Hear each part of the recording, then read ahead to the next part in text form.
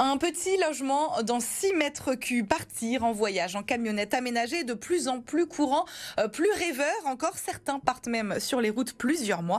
La van life, un style de vie qui fait rêver, une véritable tendance en plein boom. Certains d'entre eux ont partagé leur expérience hier au Salon international du tourisme et du voyage de Colmar. Un reportage signé Émilie Jaffrat.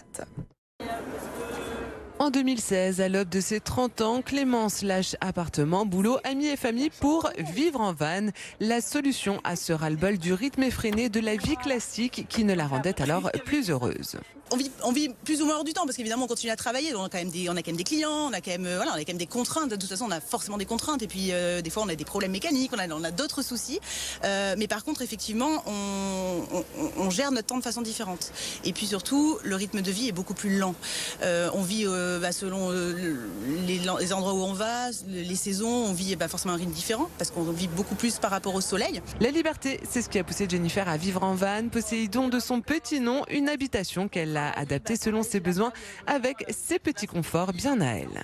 J'ai voulu à tout prix avoir un lit fixe. J'ai pas la douche fixe parce que je voulais avoir un espace assez cosy pour pouvoir travailler avec ma table. Donc j'ai la douche en fait sous la banquette. Artisan aménageur de véhicules de loisirs, David casse les codes de cette van life instagrammable. Le plus important est d'adapter son véhicule à ses besoins. J'ai beaucoup de jeunes retraités qui viennent me voir parce que justement ils vont arriver en retraite, ils sont super contents de pouvoir partir en van prochainement.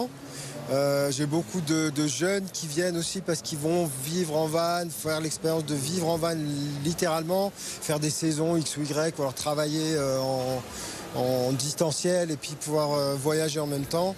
Et puis des gens, classe moyenne, qui veulent juste partir en vacances. Le matériel évolue et la van life s'ouvre aujourd'hui de plus en plus aux personnes à mobilité réduite pour que tout le monde puisse réaliser ses rêves d'aventurier.